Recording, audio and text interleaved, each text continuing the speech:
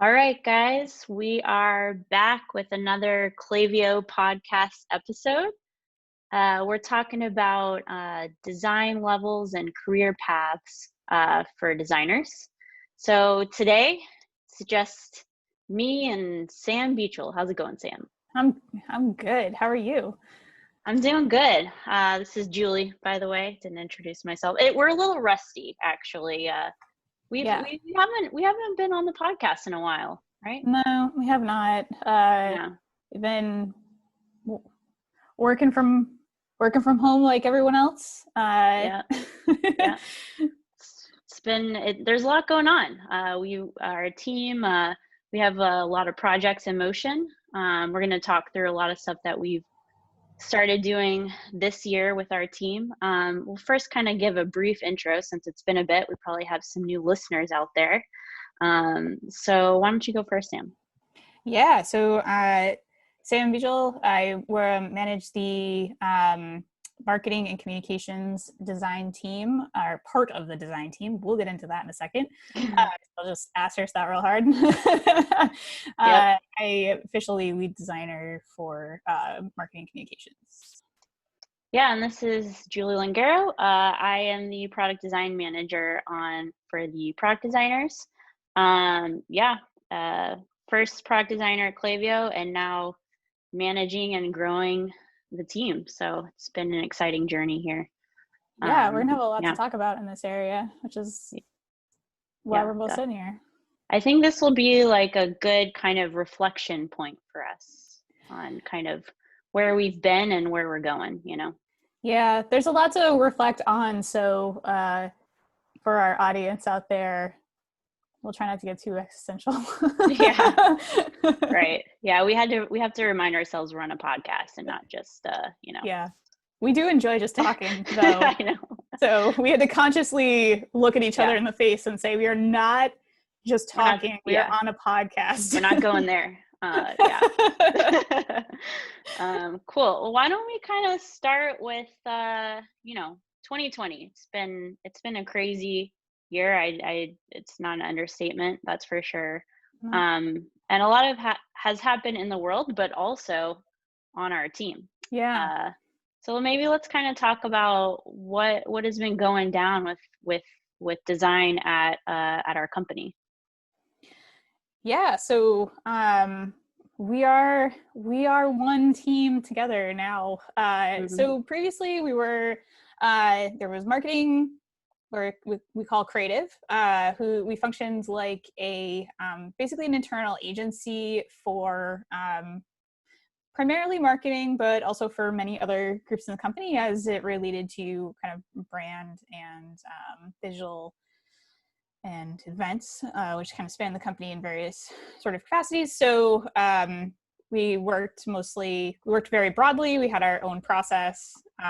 We collaborated with product every once in a while, but we weren't really thanked too much.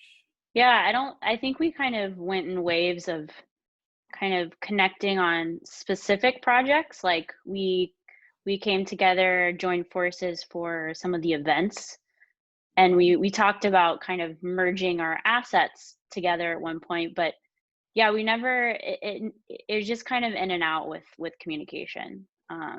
Yep. So yeah, so we've kind of come together as a product design creative team. We've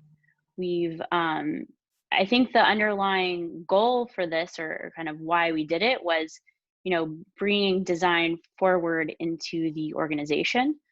And I think making sure that every touch point with our customers or anyone that comes across Klaviyo, that they have that cohesive experience, right? So when they go to our website, through to like the 1,000th time they've used our product, it's that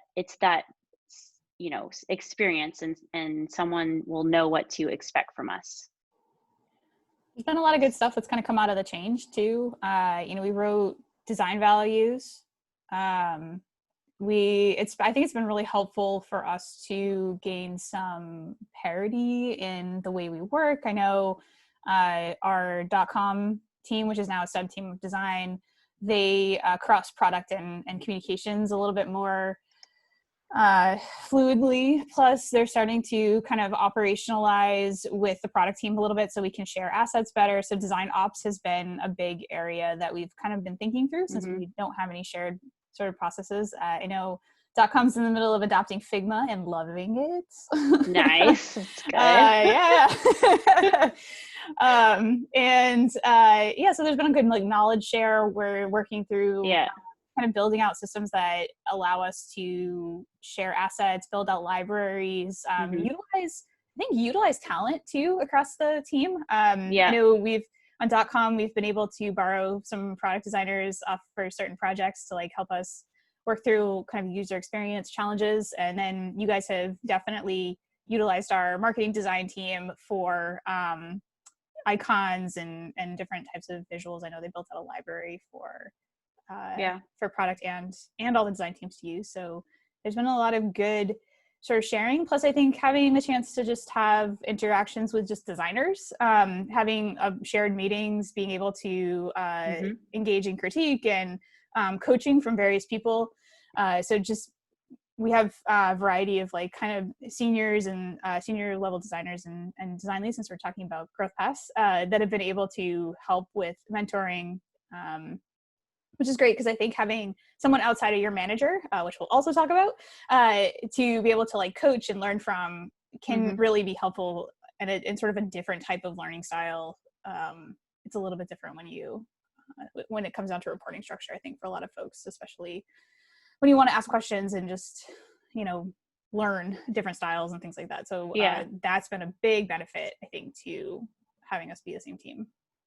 Yeah. And then also like you and I we talk every day now where we used to not. And I feel like we're offering each other support, we're getting advice from each other. We're organizing our team, thinking, forward thinking, the goals that each of the teams has.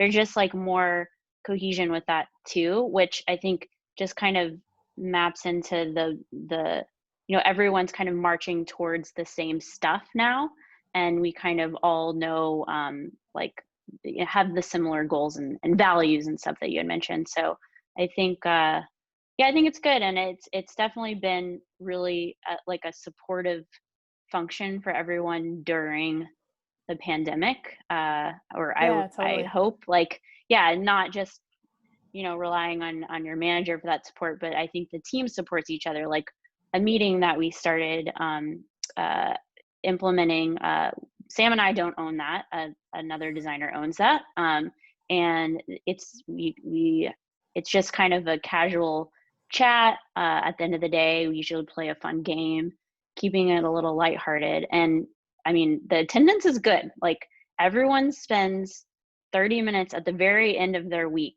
to all come together, and it's not mandatory. Like, no, you don't have to go. It's very much optional. And it shows that I think everyone wants to support each other and there for each other and stuff. Yeah. Scriblio, big hit. Oh yeah, Scriblio. I like that one a lot. We played what was the movie? Like guess the movie based on the one image from the. Anyways, there are some tough ones in there. Yeah, really hard ones. And there are some very big movie buffs on. I was surprised. Yes, I know. Yeah, but for other podcast guests, Tim, Robert, and Don. Yeah, they were very good. Yeah, yep. I thought I was good, but no, like I'm terrible now. I was not good. Cool. So yeah, we talked about all this change. So let's kind of go into one of the big things that we went through this year, which is a new leveling system and career path, defining a career path for the designers here. So let's kind of talk through like why did we do this? Like what were kind of the problems before we kind of went about updating and kind of revamping everything? Yeah, so I mean, when you started talking about, merging team, now you're all of a sudden talking about like what is design and like what is a designer at Klaviyo and what does that mean? And previously we've kind of had very specific way of looking at that. I think now what we're now looking at is a more team-wide look at that, a chance for folks to understand what the next step in growth would be, what skills specifically they have and can have an opportunity to kind of learn, and just looking at what do things mean? I mean, titles are so ambiguous most of the time, and that when you break it down to things that are skill related for designers to actually learn that they are just more tangible, and designers can be a little bit more self-directed in their growth and take a little bit more ownership over their career, which ultimately I think is what any and all of the design team really wanted, was just a chance to have a set of understand what a career arc would look like for any designer. I know when I started off in my career, that was not something that I understood at all. How certain skills develop over time as you kind of learn them and engage in them, and how you're engaging with them both as an IC, as a manager, as a design leader within the company, what that means. All of those things were just, obviously they're really important to being able to I mean, we love saying this about businesses, but it's very much true for designers, owning your growth, right? How do you, yeah, how do you be able to empower folks to be able to take ownership over their careers and the things that they want to learn? We obviously have a big focus on learning. It's one of our values here at Klaviyo. So giving folks a chance to really know and figure out what they are good at and what they want to learn was just really, really important, both for just the design work that we're doing, but also for people as individuals. And I think, we're both managers, so we care a lot about people as individuals. Yep. And we care about that, making sure that they're happy in that way. I think it also has helped a lot with the expectations from not just on an individual level, but it brings clarity and responsibilities to the people that that you work with, so your peers and the rest of the company. So yeah, I think we still have a bit to do to kind of share this more broadly. I mean, we still have some things to figure out there, but I think that will be super helpful. And also hiring, right? So it's been really helpful for us with these new, design levels. And when we're saying design levels, this is kind of the structure of, okay, let's look at what are the expectations for associate designer, someone say just coming out of school, just getting into design, all the way through to director level and every role in between there. What are those expectations? What are those themes? What are your responsibilities? So when you have that in front of you, you're able to evaluate candidates much easier. And it's not, before it was, I think, well, our teams were different. So for us on the product design side, there was a lot of opinions. It was very subjective. But now I feel like we're very diligent about our hiring process, and we know what we're looking for and who we talk to, kind of where they fit into that matrix. Yeah, I mean, it's a little different it's still a little bit different on the communication side. Product design tends to be a little bit more the same between different roles, just more more experience or less experience Right. in certain skill sets. For teams like mine, where we're I also manage writers as well as design, and some designers are very technical, like digital designers are very technical, whereas some designers who are more visual designers, they might not be as technical, especially in traditional formats like website and code. So huge variety of skills, which means that and specialties, which means that we need some way of kind of looking at it where there's sort of an underlying foundation that makes sense for the entire team, and then gives people the ability to think about it also as individuals and like kind of their individual skill set and individual growth. So one thing I'll sort of call out is we kind of talked about all of this stuff, which is kind of normal for any team that's kind of developing to like sort of take a look at all these things. Is that we did also add to this process, giving people the tools to develop skills that they're really good at. So be able to identify what people are awesome at, like how they like to think about stuff and how they process information. So we all did some like skills-based like exploration to be able to like help folks be able to find things that they really excel at, and especially in like learning styles and things like that, because everybody's a little bit different, and give you like a tool to be able to develop the more hard design skills that we're talking about in terms of people's growth. Yeah, totally. So how did we approach this, kind of looking back, like with, you know, an organization, like if someone was kind of in the same place that we were at, where there wasn't really a distinct or clear path for designers. I mean, I've actually haven't had something like this in my career, and it I feel like it kind of comes about from my experience, like comes about as the organization grows. So what was kind of the first thing that we did? I mean, I think one point of clarification is that like Klaviyo is is very focused on making sure that people have direction in their career, that like we do reviews every 6 months, which, you know, and there's like a very, like the organization as a whole, like cares very much about people having these paths. So I will say that we have a lot of support in the organization, that the organization itself cares a lot about this, which means that we are very much empowered to be able to like help contribute to that.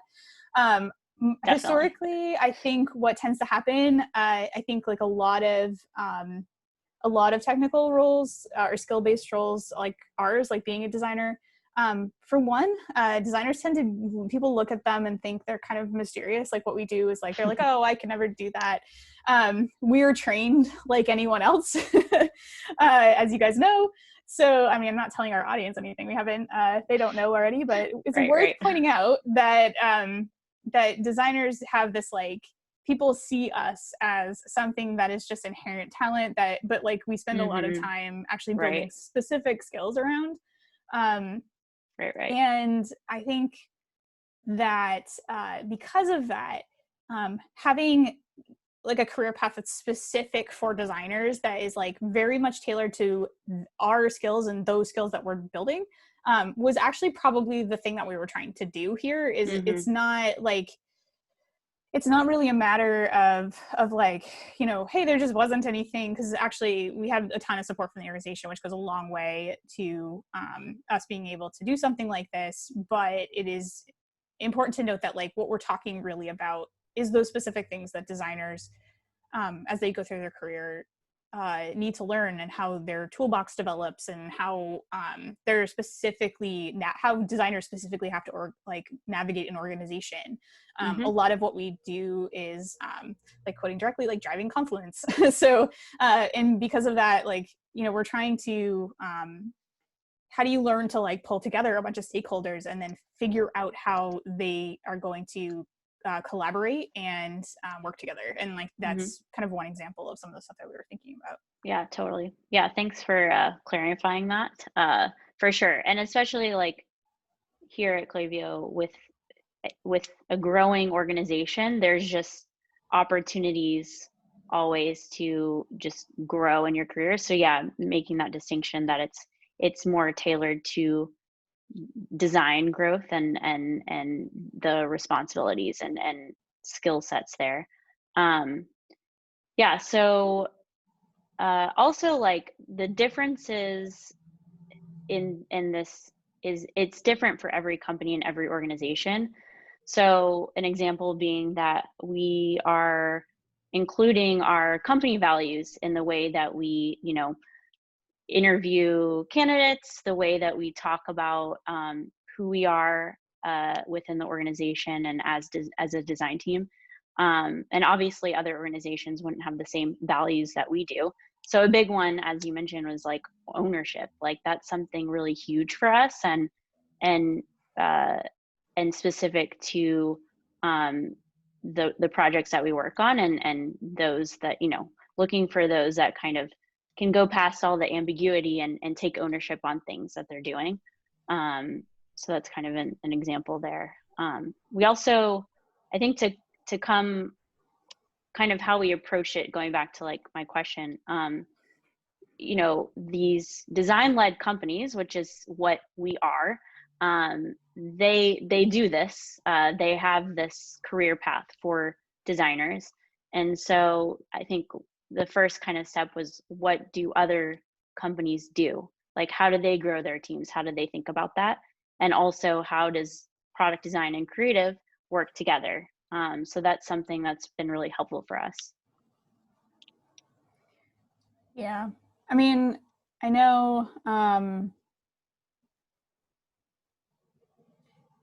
there's always like kind of two things, right? Like like titles and stuff, they serve this role kind of in clarity of like some like driving some base level of like understanding of what you might be doing somewhere.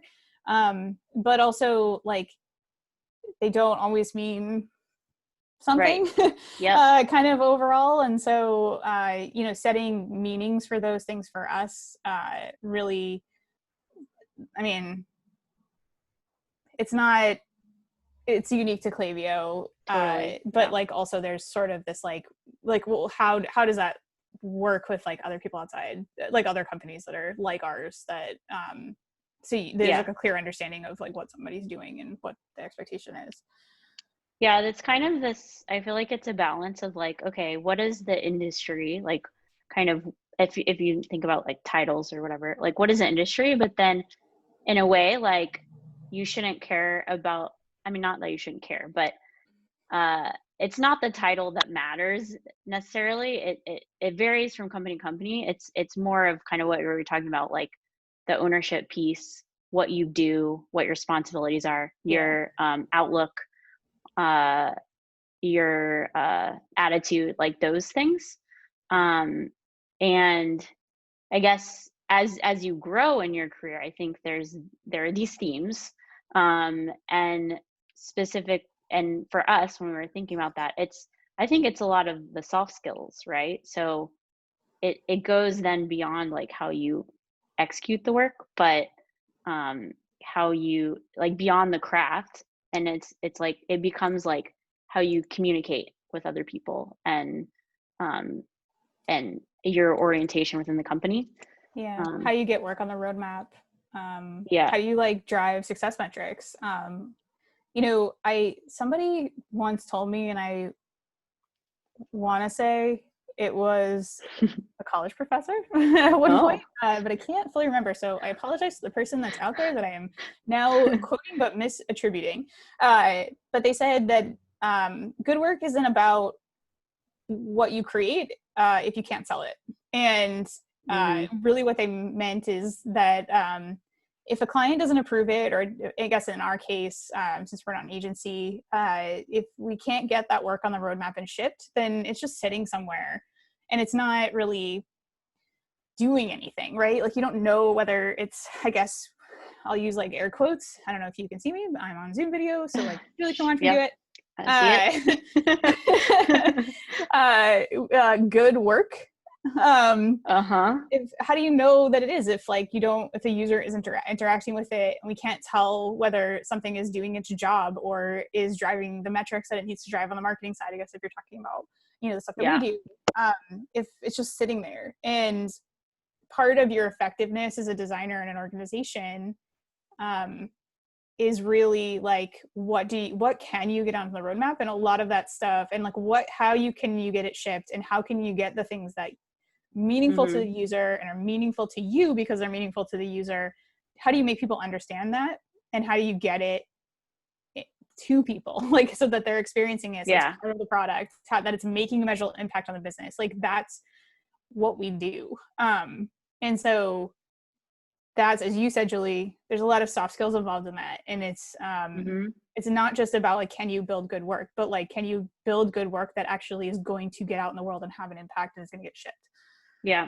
I always say to the folks that I mentor and talk with day to day, like, spread your circle, like your circle becomes wider. So it goes beyond, like, think beyond just as you grow. Like, and this isn't just for design. This is, I think, for anyone in their career. You go beyond just talking to your peer to peer or your immediate teams, and you go beyond that to talk to, the team members that aren't just designers, or across the company. And then it becomes like outside of the company, outside of the organization, outside the city that you live in, maybe. One thing though that you mentioned about, what does success look like? You want to make sure that it, gets shipped or on the roadmap. I would say, like, even if it doesn't get shipped or quote shipped or out there, like, what you did, how does it inflict change? Like, does it change the way that people think about something, or the way that they work, or like, what does that influence? Whatever it is, like, what have you delivered? So yeah, sometimes, like, on the design side, we get discouraged on our team when we design an experience and we don't have engineers to build it or whatever. So rather than get discouraged about that, it's like, okay, well, if I do this thing, what can I do to inflict change, and how can I inspire others, I guess, is kind of what I'm getting at. So even if you can't ship it or whatever, like, what else can you do? Good point. Sometimes it's just about doing the work and then having people have a new idea in their head about another way we could approach something down the road is super valid. Yeah. I mean,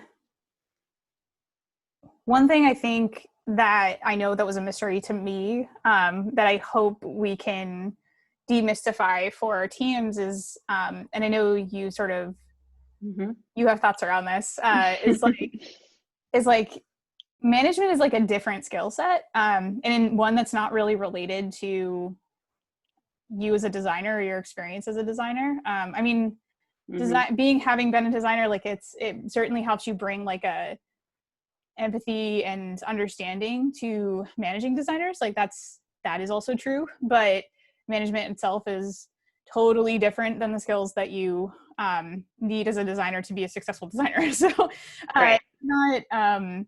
they're two very different things. And I think in roles like ours, what can happen is that people can think that if you're a really awesome designer, that you'd be a really awesome manager. And those two things aren't always true. And for that matter, shouldn't have to be. Like, you shouldn't have to feel like your success as a designer is contingent on you being a manager. That's not true.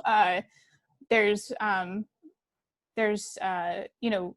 you can be like an IC and an individual contributor and still have an amazing career path ahead of you that's like that can help you, that you can still learn and grow and have an impact on the business and find opportunities to drive change. I think if I was thinking about this a little bit, because believe it or not, we do not just like roll up into these podcasts as chill as we look. We do actually make notes. Yeah.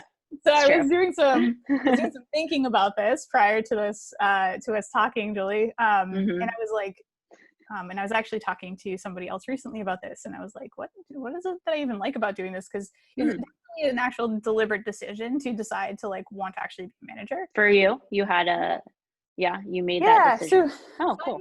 Weird fact about my history. I actually, for a while, this was in prior sort of experience, but I was kind of on track to be a manager, decided that I wasn't ready, decided to take a step back for about 8 to 12 months, took a step back for 8 to 12 months, had an opportunity open up, decided at that point I was ready and took it, and was really glad that I actually didn't just like take the opportunity because it was there, but also had at the time a manager who was really understanding about me feeling like I wanted more time contributing just good work, and not kind of more dealing with the people aspect of things. But now that I've really more gone in that direction, because I'm clearly on that path, have a lot to learn, of course. You learn something new every day, depending on like your team, and there's always a different dynamic. But I would probably put it down to like, I really enjoy the people aspect of it. Being able to have a direct effect on somebody's growth, their ability to like, to be able to clear paths from that. Like, my team does not need me to like tell them how to be awesome designers. They're awesome designers. That's not what my role is. My role, and as I see it, is to like set up all the things that are going to make them the most successful and like just let them do it. And so I like get out of their way. Yeah, just get out of their way. And I like being the person to be able to like watch, to like, I love being on the sidelines watching them do awesome stuff that I'm just like, oh, you guys crushed it. Like, good job. Like, that is, I would never have thought of that. You guys did work way better than I would ever imagine. And like, to me, that's, if my role in any way can contribute to them being able to like remove the blockers that that allow them to like do those things and feel those moments of like, look at what we did, then I'm super, super stoked to be the person that gets to do that. It's like an absolute pleasure every day working with. Wow, Sam. Good thing you like your team. I do like my team. They're good. They're awesome designers. I like product team too. No, everyone's also super awesome. great. Our team is like, I feel like we're really lucky. We are. Yeah, I think something about management, it's not everyone's cup of tea. And you definitely have to be the type that goes beyond that internal, the internal dialogue and improvement on yourself. And you have to be extremely empathetic. I mean, as designers, we are empathetic, but very empathetic for others and invested, like you were saying, in the growth of others and seeing how they go. It's not for everybody. And kind of speaking to my experience, I didn't know, I've had opportunities in the past and I kind of declined them, if you will, because I wasn't ready for it and I knew it. I had just gotten in. I mean, I pretty much had gotten into my UI UX career path and felt like I still had a lot to grow myself. And I wouldn't say I was fully prepared this time around, but I've learned a ton and I have grown so much in that area, that it's been really rewarding to like, I feel proud of myself and I also feel proud of the team, and it's just like a completely different way of thinking. And I've also met so many people, different parts of like the organization or in Boston or whatever, that aren't designers, but they do the same, they manage people. So that's been really cool too, to be a part of. So yeah, I think if you're at a crossroads and you're trying to figure it out, like hopefully the organization or the company that you're at gives you that opportunity to kind of maybe try it out. You could mentor and see how you feel about that.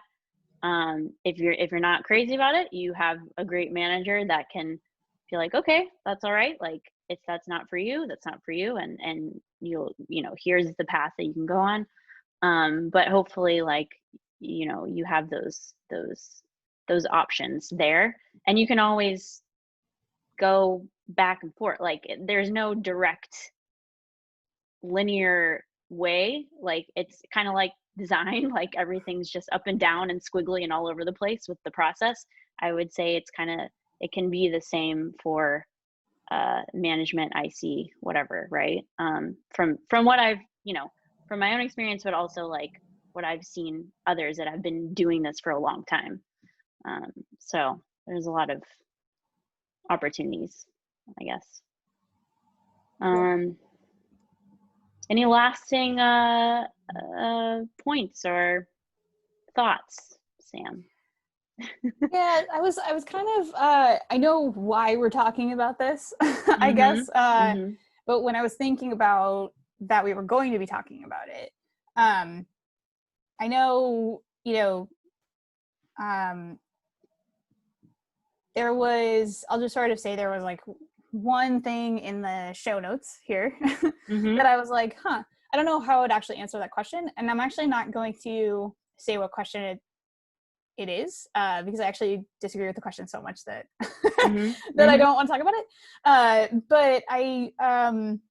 But one thing that it kind of led me to have like sort of a closing thought, we'll say, which is Okay. like, don't make everything about this.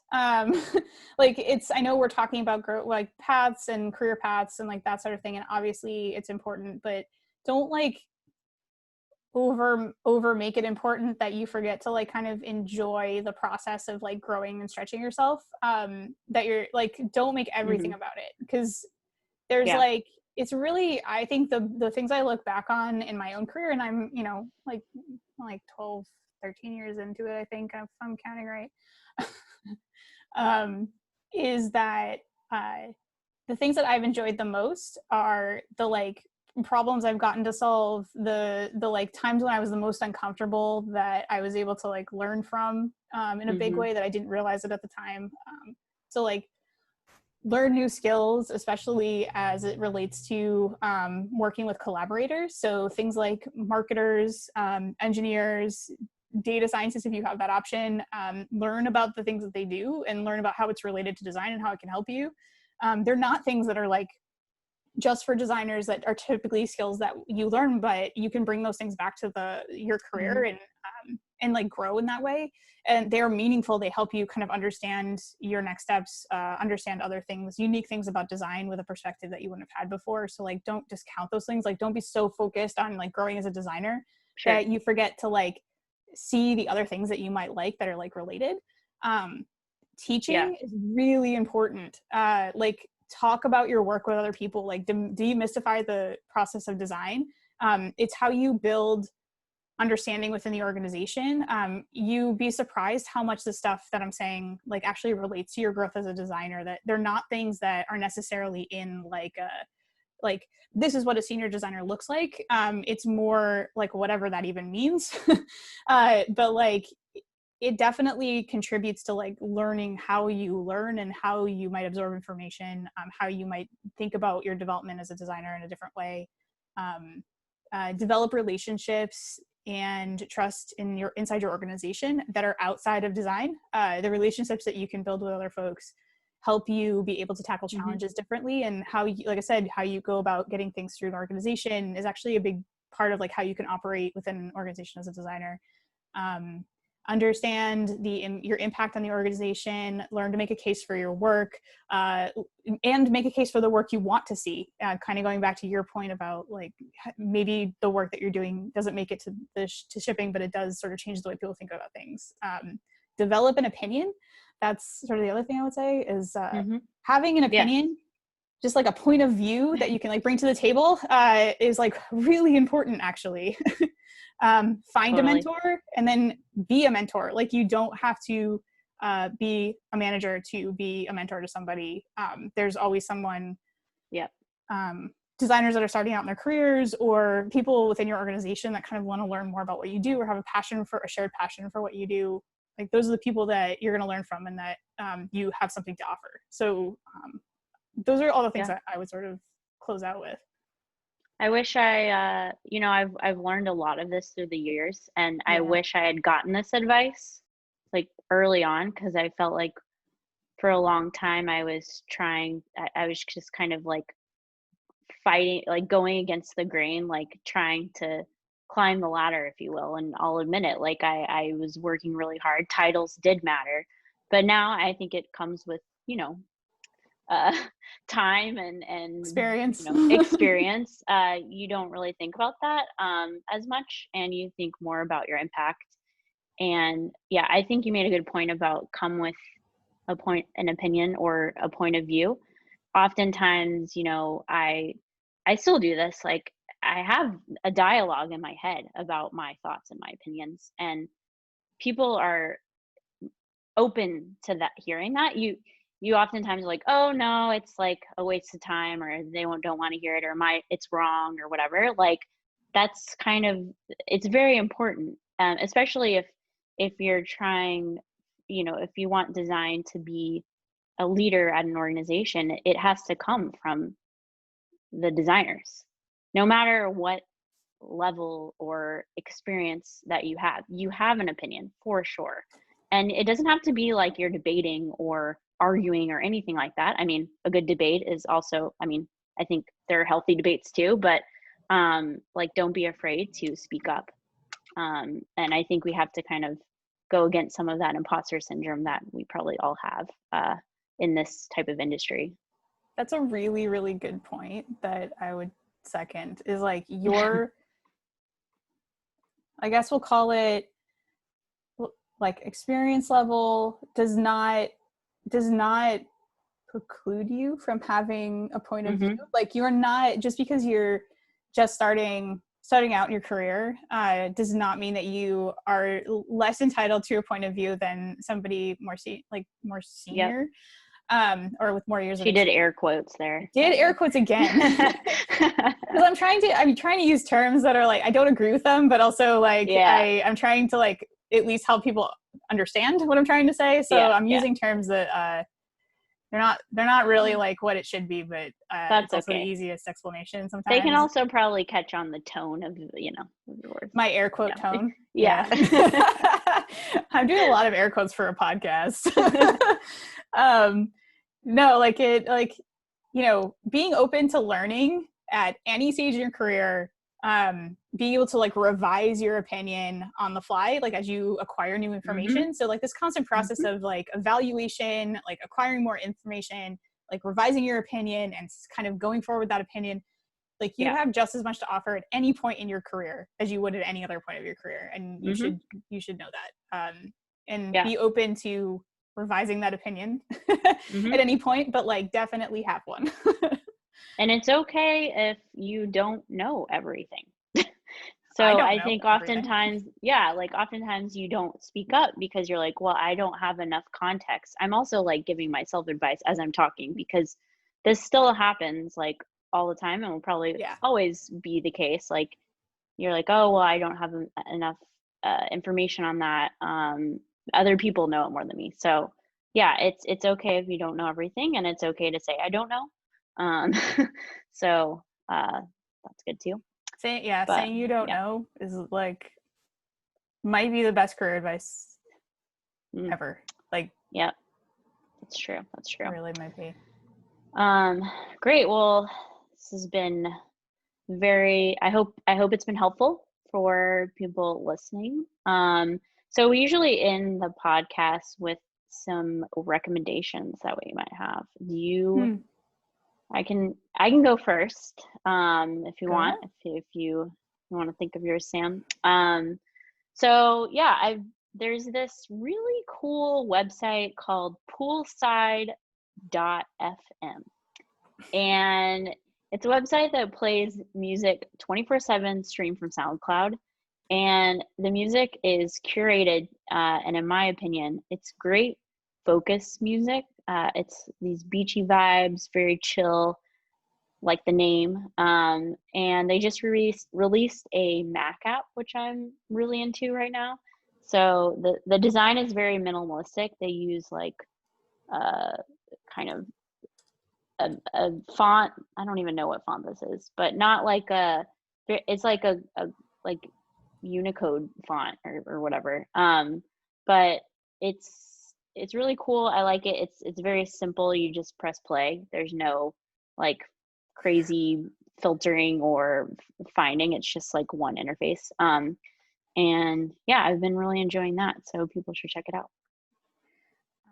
I have two. They're both somewhat related to our topic, actually. There's a really great podcast, which is pretty well known. They have some pretty big names on it. Typically. Not as great as our podcast, though, right? No podcast is as good as our.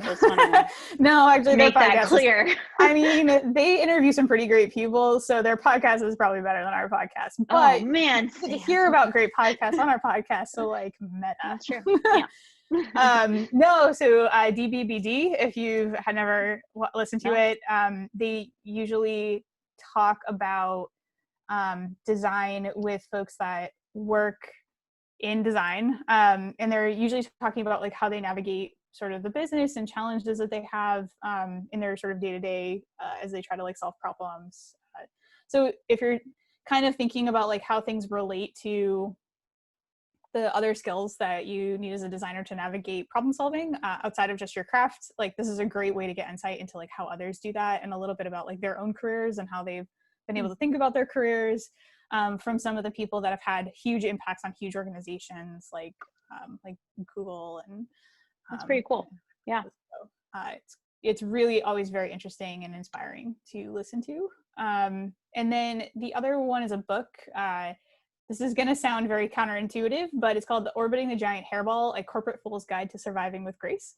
And it's by Gordon McKenzie, who used to work at Hallmark as one of their chief creative leads.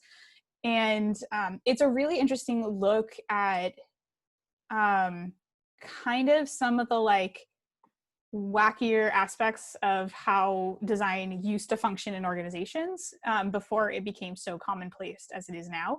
And it's a really interesting, if sometimes you're feeling like you're in an organization that isn't as supportive of design as we are fortunate to be in, then it's a really great way to kind of be able to like laugh at some of the problems that happen, figure out how somebody else has navigated them, and take a look at the ways that like corporate or company environments aren't always as understanding of the way designers think and have to problem solve. And so if you find yourself struggling with making design a priority in your organization, it's a good sort of book to gain some perspective that is also kind of funny and weirdly illustrated as well.